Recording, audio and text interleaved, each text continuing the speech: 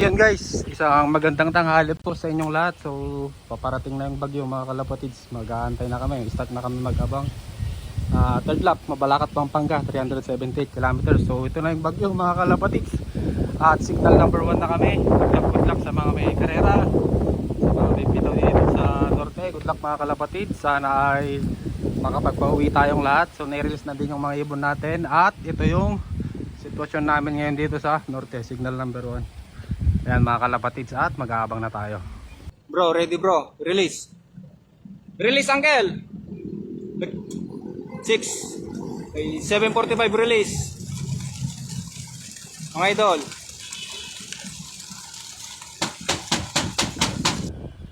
At nung second lap pala mga kalapatids, smash yung laban namin. Grabing smash. Super smashan talaga mga kalapatids, at hindi tayo pinalad. Merong lumusot na isa, kaya lang cut off. Lumusot na isang blue bar. Ito yung picture niya mga kalapatids. Grabe kasi yung lakas ng hangin tsaka ulan, kaya ang hirap ng pauwian. So meron na tayong isang pauwi mga kalapatids. Sayang nga lang at hindi umabot, na cut off. Ayan siya mga kalapatids, basang basa siya. Ayan o.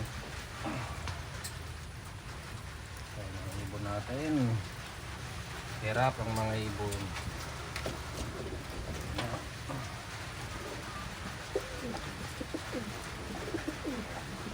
Ma-smash, walang lumusot kahit isa. Kaya man lang pumasok sa clacking. Ayan yung weather natin ngayon, maulan pa rin. So ayan, at iset up na natin yung camera. Ganyan ko lang sineset up yung camera mga kalapatids. Yung ganyan, tapos 0.5 lalagay natin dito. So ayan, at mag-start na tayong mag-abang. Good luck sa mga may karera mga kalapatids ha. And mag-ingat din po tayong lahat. So start na tayong mag-abang.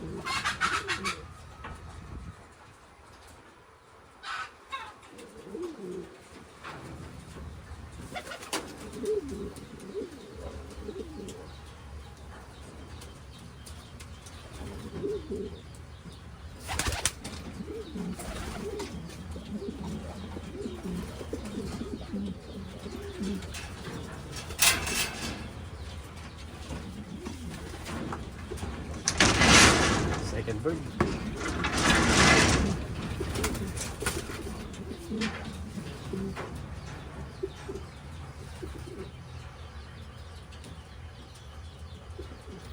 Second bird nito, mag-nestmate pa to. Dalawang babae. 5, 9, 6, 3.